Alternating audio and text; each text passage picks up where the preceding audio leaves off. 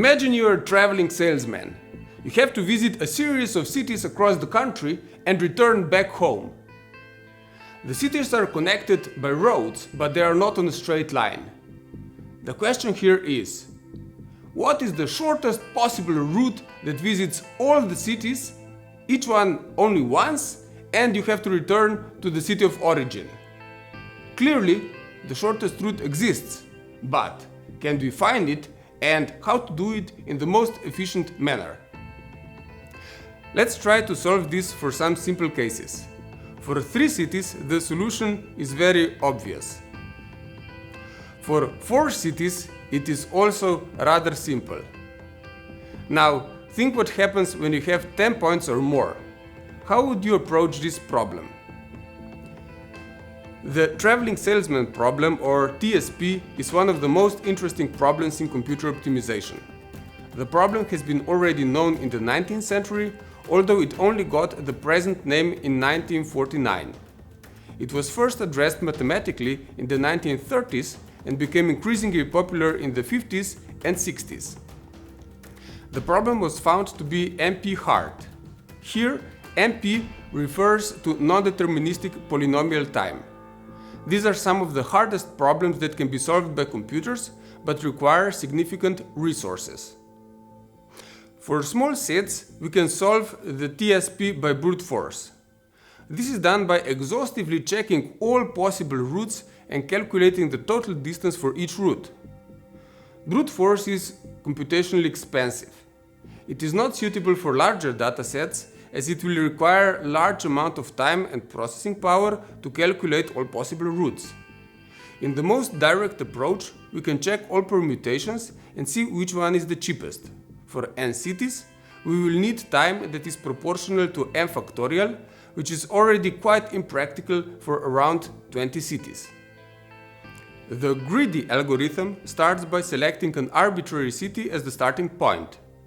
Then, at each step, the algorithm chooses the city that is closest to the current city and has not been visited yet. This process is repeated until all cities have been visited, and the salesman returns to the starting city. This approach works well for small sets of points, but can get stuck in the local minimum for larger sets. The more advanced approach here is to use the Held-Karp algorithm, which comes from dynamic programming. This approach uses the distance matrix, where all the distances between the pairs of cities are listed. The algorithm first chooses a starting point, and then starts adding points and calculating the shortest routes around these subsets. Computationally, this approach is much faster than the brute force, as we do not need to check all the possibilities. The Christofides-Serdyukov algorithm from 1976 is currently the most popular algorithm used for TSP. It is a heuristic algorithm, meaning that it develops an approximate solution in a reasonable time. It uses graph theory, with first solving smaller sets and then adding additional points. It is faster than the approaches that we mentioned before, but it does not necessarily find an optimal solution. Instead, the theory guarantees that the solution will not be longer than 1.5 times the optimal path. We will mention one more algorithm, the ant colony optimization. As the name indicates, this algorithm takes the inspiration from the ants. This approach is probabilistic, with ants choosing to visit the next city by visibility, which equals distance. If the journey is short, the ant deposes more pheromones on the route. After each iteration, the pheromone trails evaporate, but the ones that are shorter will last longer. Several variations of the TSP exist and are applied for different purposes. The bottleneck traveling salesman problem has the task of minimizing the distance between the 2 consecutive cities. Here, the bottleneck is the longest distance in such a route.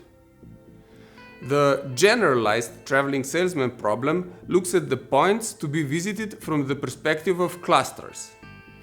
The traveling purchaser problem involves a purchaser who wants to visit multiple suppliers to purchase a set of items, with the goal of minimizing the total distance traveled and the total cost of purchased items. The TSP can be used for several applications.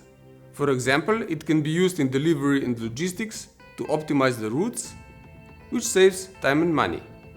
It can be used in network design to determine the most efficient way to connect a set of points in a network. For example, a telecommunication company may want to find the most efficient way to connect multiple cities.